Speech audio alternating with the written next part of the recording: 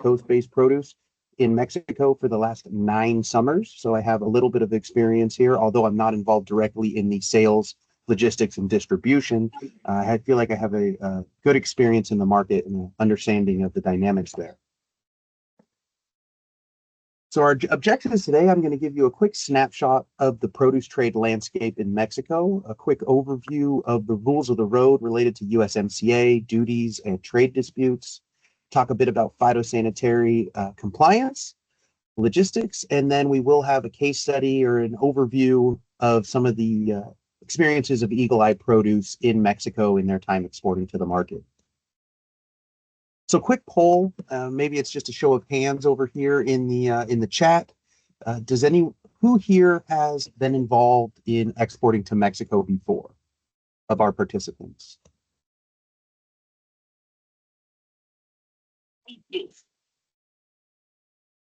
Okay, looks like we got one, maybe a few more. Well, I will. It's good to know. I'll be able to guide you through the overview of the landscape. So first, in terms of the produce trade landscape, Mexico is the largest agricultural export market for the United States. Roughly $30 billion per year in agricultural products are shipped to the market. It's not always the largest. Last year, it happened to be the largest. Usually it alternates with Canada and China, kind of depending on the trade relation and what's going on at that time. But of that total, produce is a relatively small percent. So last year, total produce trade to Mexico, well, at least fresh fruit trade to Mexico, was roughly $1 billion. Fresh fruit trade was roughly $1 billion. That does not include tomatoes or potatoes and onions and things of that nature, but figure less than $1.5 billion out of the $30 billion in terms of produce trade.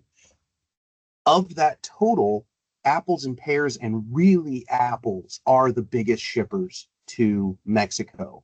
You can see here on the slide, every year, if you combine the other top produce products to Mexico, they barely reach the total shipment in terms of volume of apples. And Mexico actually takes over 1/10 of the entire US apple crop every season. It's something like 15 million boxes. Following apples and pears, although pears is a very small proportion of this total, you generally have things going back and forth between onions, tomatoes, and table grapes, and it really depends on the season. And the other thing to keep in mind here is apples and pears ship to Mexico 12 months out of the year. They're constantly in the market. Some of these other products are slightly more seasonal. And so what are the channels for distribution within the market? So in terms of the retail landscape, you've really got your modern retail and your traditional retail outlets. Modern retail, think supermarkets and hypermarkets. It's led by larger chains like Walmart, H-E-B, Soriana, and Chedraui. Walmart's far and away the largest modern retailer in Mexico. Their discount chain, Bodega Aurrera, is a smaller store, high or low value store. I don't want to say low value, low price point, price sensitive store. They have something like 2,500 outlets across the country of Mexico, and that's far and away more than anybody else. The next largest chain is Soriana. They have less than 500 stores total. So Mexico has 2,500, Soriana has 500 stores. Generally speaking, overall, modern retail is oriented towards higher income and more urban clientele, focused in the larger urban areas of Guadalajara, Mexico City, and Monterrey. We are seeing some expansion into those second-tier cities, but it's just not as prominent. The other thing that's important to know about modern retail, especially in the produce trade, it's generally more oriented towards volume than quality. But you can move more volume there, and they're also generally better at cold chain management because they can bring the product in, they get it into their warehouses, it remains cold, it travels in a refrigerated truck out to the retail outlet. And so generally speaking, your shelf life and your product quality in terms of ripening or degradation is going to be better at the modern retail channel. Overall, that takes about 30 to 40% of the produce market in Mexico. And it really depends on the commodity as well, because that can vary.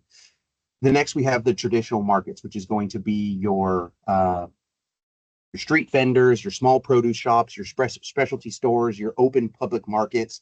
and this can account for upward of 60% of produce sales in Mexico. These folks are serviced by the wholesale market. So those shops are going to visit the central wholesale market, whether it's in Mexico City or in a smaller city that's a secondary wholesale market on a daily or multiple days per week basis. They're moving smaller volume. They're picking up several boxes at a time. And generally those stores or outlets, their sales are based on reputation because it's generally a mom and pop type operation. It's a family that owns the place, and you go there because you've built a relationship with the person. So they really focus on making sure they have a quality product that can be sold, because if you're not selling quality product, your reputation suffers. And they go to the stall 15 feet down the road, 1 block down the road. It's really a relationship based thing. Unfortunately, limited cold chain at these outlets. Oftentimes they will have no cold chain at the retail level, and the wholesalers will have some cold chain. But the cold chain is often broken in the distribution channel as well. If you are shipping to Mexico City to the primary wholesale market, and then a smaller wholesaler from out in the more rural areas comes in and gets produce there, they'll often load it on a flatbed truck, drive it to their facility, and maybe they have cold storage at their warehouse, but you lose 2 to 3 hours of cold chain. So that's really a challenge in the traditional market when you're talking about more sensitive produce that really is sensitive to cold. So overall, when we look at the Mexican market, generally speaking, there's about 100 million people. And when we talk about it from a U.S. produce export perspective, at least with the products that I've been familiar with in the past, which are more tree fruits, we're really talking about a market the size of California or Canada. It's about 30 million people. That's the people that are going to be in that income range where they're able to pay for premium U.S. fruits in the market.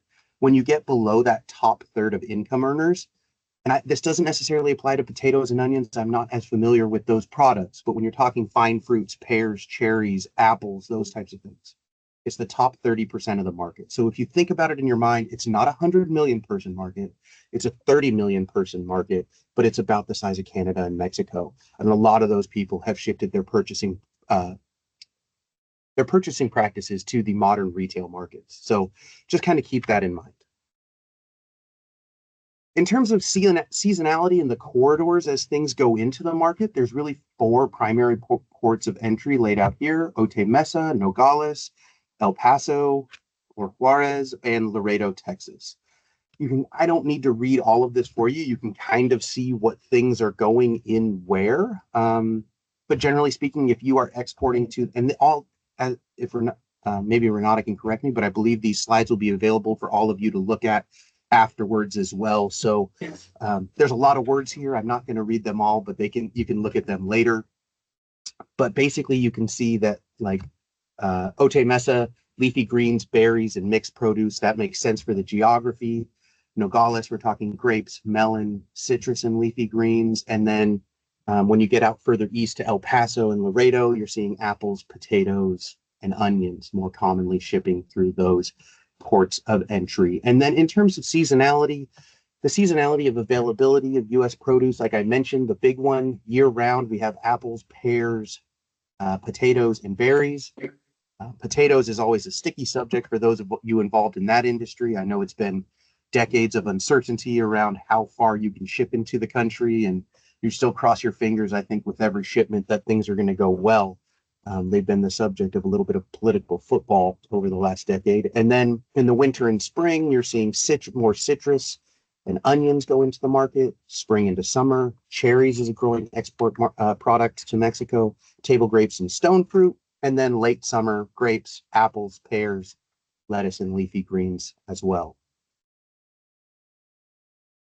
One thing to keep in mind is even though Mexico does produce a lot of these products, there are certain opportunities in that upper income level to market U.S. products as a more premium brand.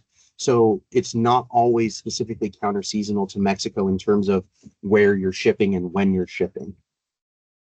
So what are the rules of the road when it comes to shipping to Mexico? As we all probably know, trade between the United States and Mexico is governed under the U.S.-Mexico-Canada Agreement, which is the newer iteration of NAFTA.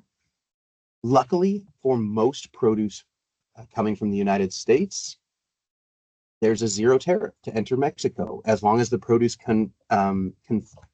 conforms with USMCA origin rules. So even if you're shipping from a mixed load from Canada and the United States, it's usually zero tariff. If you're sourcing product from other places, that doesn't necessarily apply, but US fresh produce into Mexico, zero tariff, generally speaking. If there are problems, you may have seen some articles recently about or news about different disputes that we're having with our USMCA neighbors. You've seen something in Canada, maybe about dairy issues. Mexico, we've recently had a situation with biotech corn, not produce, but that's a product that we've seen in the dispute channels. And then, but there is a mechanism in USMCA for the governments to get together, discuss what the challenges are. There's a review panel that then rules basically on whose side of the dispute is correct, and we see a resolution. So an example, like I said, with corn is Mexico had ruled that there was going to be no biotech corn allowed into the market after a certain date. The U.S., I don't know if sued, raised a dispute under the structure of USMCA. It was ruled that Mexico's banning of biotech corn was not based on science, and Mexico accepted that ruling, and now biotech corn can still ship into Mexico. The other big thing is the anti-dumping and pricing measures provisions of USMCA. There's been a lot of news recently about tomatoes coming in from Mexico. And I don't have the date right here, but within the last several months, it was announced that Mexican fresh tomatoes would be receiving I think it's roughly 17.09% tariff coming into the United States as an anti-dumping measure based on a suit that was brought, I think, primarily by Floridian tomato producers, basically saying that they were dumping tomatoes into the United States and making it impossible for them to sell, and the Floridians to sell in the domestic market. So it also has those provisions in the USMCA. Under the current administration, the rules of USMCA seem a little bit more flexible. You know, we are seeing the president announce tariffs that are on Mexican products and Canadian products that don't always conform with what is signed in USMCA. But at least in Mexico, we've seen very limited retaliation over the last several months in the current Trump administration. So that's something that we've been pleased that Mexico has decided to work in conjunction with the Trump administration as opposed antagonistically like we've maybe seen in Canada, and it has resulted in way less trade disruption into that market. So one of the bigger considerations when going into Mexico is phytosanitary compliance. And that's where you're going to see some big holdups if you don't have, you don't have everything perfectly right, or someone at the border decides that you don't have something perfectly right, and those two things are not exactly the same. So what do you need? A border documentation checklist, right? You need your standard export documents, your commercial invoice, your bill of lading, and your packing list. Those are standard. And then you're going to need your border and customs processing documents, your Mexican customs entry, your SENASICA documentation, which SENASICA is the Mexican APHIS, if you're not familiar with it. So they're the quarantine regulatory body in Mexico. I do not know what that acronym stands for, and I'm not going to try to say it, but that is what SENASICA is. And then your electronic data interchange. Depending on your commodity, you may need additional phytosanitary certificates showing that you have applied appropriate treatments or you have followed an appropriate systems approach for to mitigate pests of concern. That's really, really important to know. You need your certificates of origin and any import permits that are necessary. All of this information is available to U.S. exporters. You can find this through PEXD, the APHIS websites that provides this information. They will tell you specific for your commodity and your region that you're producing this, because oftentimes there are different requirements for different states. We'll see different requirements for phytosanitary certificates in California, Oregon, Washington, Idaho, Montana, Colorado. They're all different.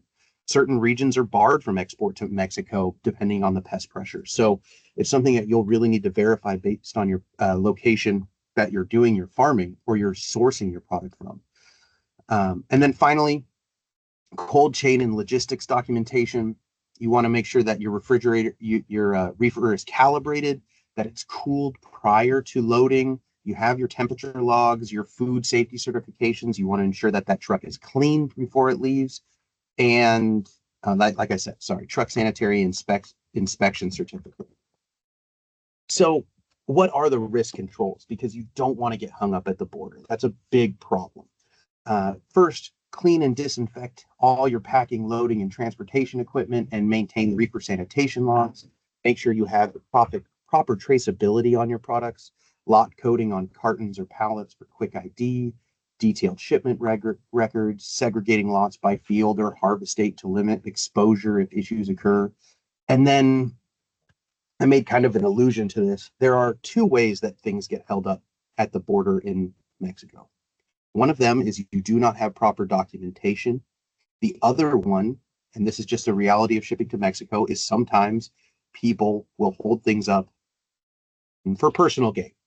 Let's put it that way. And there are times that you will need someone in Mexico to help you to make sure that your product gets across the border. So it's really important to have a pre-identified contact in Mexico, whether it's a customs broker or an importer or someone on that side that can talk to the government official and ensure that maybe they can clear up a problem with the documentation. It's also important to be able to contact the USDA if there is a real issue to help you cross the border, but you need to act quickly because you start having problems with truck drivers who are timing out and they don't have anywhere to put your reefer container at the border and they'll want to send it back, or if it's held up at the border too long, you may have a commercial dispute with the importer because they don't want something that's been sitting at the border. So it's really important to have a contact in Mexico near the port of entry that you are going through who can help you to facilitate crossing of the border if there is a hiccup. I want to do a quick case study here about some recent products related to Tober FV. I don't know if it's pronounced that way, Tober FV, which, one moment, I have what that acronym stands for over here. It's behind my presentation. It's a virus that first emerged in the Middle East in tomatoes and has worked its way across the United States into Mexico and the United States. It's of no risk to humans for consumption, but it can damage yields and it can make products visually unappealing and fall out of spec. It first, I believe, was identified in Mexico a few years ago, and there were additional requirements for peppers and tomatoes crossing the United States-Mexico border up until June 2024. APHIS rescinded their import requirements related to fresh fruit for tomatoes and peppers, although there are still really stringent restrictions on propagative material, including transplants and seeds. Senacica, the counterpart to APHIS in Mexico, does still require phytosanitary certification for tomatoes and peppers going into Mexico. So if you are trying to ship tomatoes or peppers to Mexico, understand that you still need to follow the phytosanitary requirements related to TOBRFB. There's some best practices here in order to avoid problems. Use certified seed and plants, maintain records, support your compliance at border checks, and just know that there's some additional scrutiny on that going back and forth because that's a very lucrative trade between the United States and Mexico. Finally, a little overview of logistics and the getting from the orchard to store shelves. So what's important about going to Mexico? Transport and border crossing. So first off, like I said, you want to make sure that your reefer units are calibrated and that your set point is confirmed before loading. You want to make sure that the pallets are stacked properly in the reefer unit so that you have proper airflow to maintain proper temperature control, and also you don't have crushed product because things are stacked too high, and you have sanitation records showing that the trailer is clean, and you can provide those certificates at the crossing. It's important to coordinate with a customs broker to minimize wait times at the border and also have access to refrigerated facilities there if necessary. There are refrigerated facilities at all these border crossings. So if something happens, you could, through your customs broker, potentially secure space there in order to maintain cold chain, and then also help identifying backup reefer units for unexpected delays. One of the challenges with getting held up at the border, especially stateside, is you've got your electronic logging devices on drivers, which leaves them at an 8-hour total driving time. Waiting at the border when a shipment is held up is part of that. So if you get to the situation where you have a significant holdup, all of a sudden your driver times out, you're stuck waiting until they have their appropriate rest break to get across, even if you get your product lined up. So it's important to have the ability to get a different truck if necessary. One of the new, more modern situations you can have is, and I've seen this mostly on international shipments and on the water, but theoretically it could be applied over the road, is you can have cell-based data loggers that provide you with temperature updates hourly on what the temperature is inside your reefer unit. It does cost more, but it allows you the certainty to know that your product is being maintained at the proper temperature and that there hasn't been a failure of the reefer unit, or someone hasn't turned it off, or there hasn't been an issue. That provides you with temperature reports that you can print out on the other side and see if there was a problem. And sometimes it also helps you to comply with phytosanitary protocols, either through USDA or SENASICA. So with that, I wanted to turn it over to Wyatt Poole from Eagle Eye Produce to talk a little bit about their experience exporting produce to Mexico. So I will stop sharing my screen now and I will turn it over to Wyatt. Awesome. Thanks, Will. I appreciate that. So I mean, Eagle Eye Produce, we've been exporting to Mexico and other countries for 17 years now consecutively. It's been great for us. Our export department makes up about 15% of our total shipments on both potatoes and onions. Our largest customer is Mexico, and then Asian countries, and we ship into Central America and quite a few different countries. But Mexico is by far the best market for our commodities, given how close it is, and also that they eat so many of them, right? And so that helps us out a lot. But to Will's point, the biggest thing that we've noticed to help us be successful with the Mexican market is knowing all the regulations for your commodity, with whether for produce, that's with the USDA and APHIS, and then also Brian Christie has helped us with different requirements, also MRLs, things like that for testing. But so aside from the government part of it and getting the proper inspections, making sure you have reefers, you have the seals, all that, another thing that's been huge for us is to actually visit the warehouses and go down there, get to know the customs brokers, know who you're working with, who's handling the paperwork from the U.S. into Mexico. We have several different customs brokers we work with depending on the customer, and that's just their preference and who they work with. And so I would say that was a huge thing for us. Also, another huge thing that we take very seriously is traveling to the markets that we send our product to, getting to know the customers, getting to know what the markets are. I spend about 10 weeks a year in Mexico, scattered throughout the year. I do a lot of traveling down there to visit customers and to be there. But overall, I mean, Mexico is huge for us.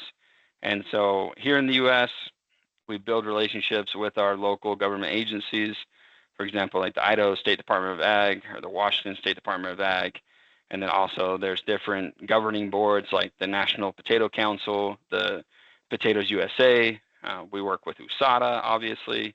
And so there's a lot of different references that can help you with the exporting process. And then additionally, I would urge you to make sure that you build a credit relationship with your customers before extending too much credit. That's one thing that we've seen be a little bit dangerous in the sense of there's no recourse. If you were to send something and it was to cross that border, it's very hard to collect money if you don't have a proper relationship put in place there. So we have different requirements for our customers. New customers, we typically make them pay for 5 to 10 loads up front. Then we release one load at a time until they continue to build their relationship with us. And over time, we can extend credit. I have several credits that are $300,000 plus, just depending on their credit terms with us, how well they pay. But we've also this year we've had a few customers default and they vanish, and so that is a reality shipping to Mexico. And I'm not going to sugarcoat that, but just know it's very far and few in between, right? We ship a lot into Mexico. Very rarely do we have anybody default on us. The Mexican culture is very strong in keeping their word and making sure that they pay. They're very honest people to work with. And so I wouldn't allow that to deter you from working there. I just want you to know that it is a reality in exporting to Mexico. Be very careful with credit and who you extend it to, especially if you've never met them in person or don't know their operations. I would suggest doing that, building that relationship with them slowly. Does anybody have any questions? I was going to ask you real quick, Wyatt, on Yeah. that front. If someone was just starting out and was a little more risk averse on that payment front, it's fair to say that there are larger, more established importers and companies that you can work with that would have a much lower credit risk, right? Than potentially some of the, like you said, people you've never met in person. Oh, of course. Yeah. Like, for example, for us, when we first started doing Walmart Mexico business, we extended them as much credit as they needed. But that's obvious because they're the largest retailer in Mexico. We knew that they were going to pay. We work with Walmart US, Walmart Costa Rica. So we weren't afraid of that. But for example, I've had wholesalers that just pop up out of nowhere and they get a warehouse in the market. They're ready and eager to buy. And those people I would definitely stay clear of. But yes, there are certain, I mean, depending on your industry, there are well-established players in the market that you can be more risk averse with for sure. Does anyone else have questions for Wyatt? I could ask him more questions, but I'm definitely opening him up to the field.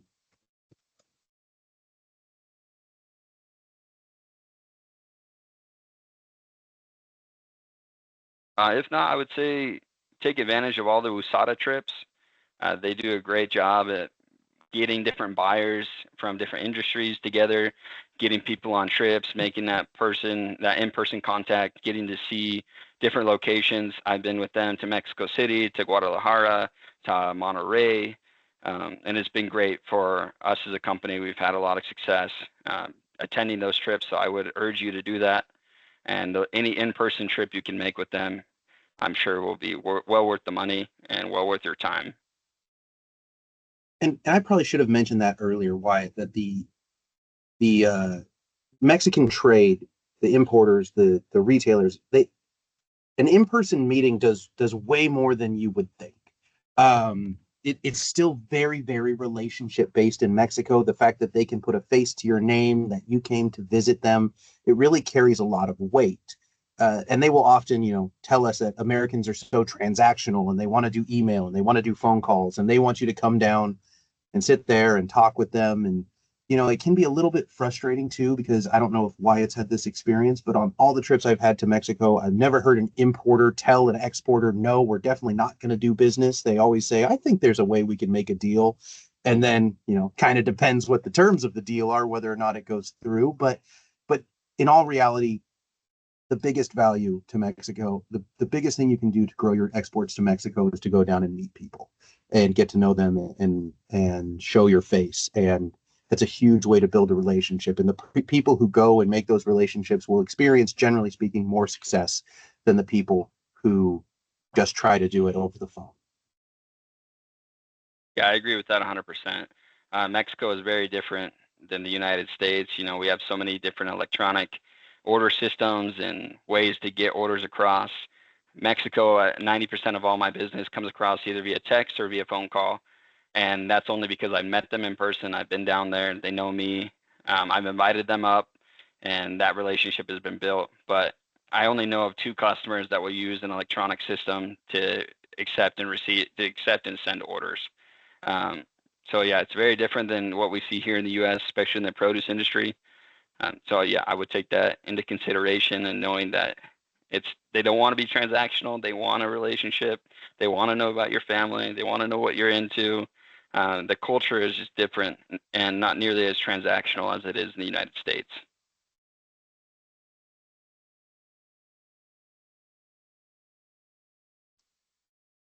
Does anyone else have any other questions? I don't want to take all the time. So Wyatt, what have you noticed are the differences between working with the wholesalers and the big direct importers? What are the major differences that you see between those two channels? The major differences are times to react, also with relationships at the border. Unfortunately, the larger retailers and big players in the industry typically don't have the relationships with the custom agents as the smaller guys do. They normally have to pay more, they have a slower service, and that's because people feel like they can charge them more, they can take longer, they're going to pay, they're not worried about it. Whereas with some of the smaller guys, they have those relationships built with the different warehouses there at the border with customs agents, and it's a quicker process. They have a more personable interaction instead of a list of 10 emails. Send it to this email, we'll all work on it, and we'll get back to you. No, it's a one-on-one relationship. So the time to react is much greater with the smaller importers than the larger importers. But with that being said, the larger importers also have more options. As Will was saying, if something were to happen at the border warehouse and they needed another reefer, usually those importers have a more vast carrier network. They can help with reefers, they can help with negotiating, they can help with different paperwork and contacting the different government agencies. They have more play than the smaller importers do. So I mean, there's pros and cons to both, and I think that you need to diversify. I wouldn't go 100% small importers, and I wouldn't go 100% large importers. I would make sure that you try to find a mix to help yourself diversify there.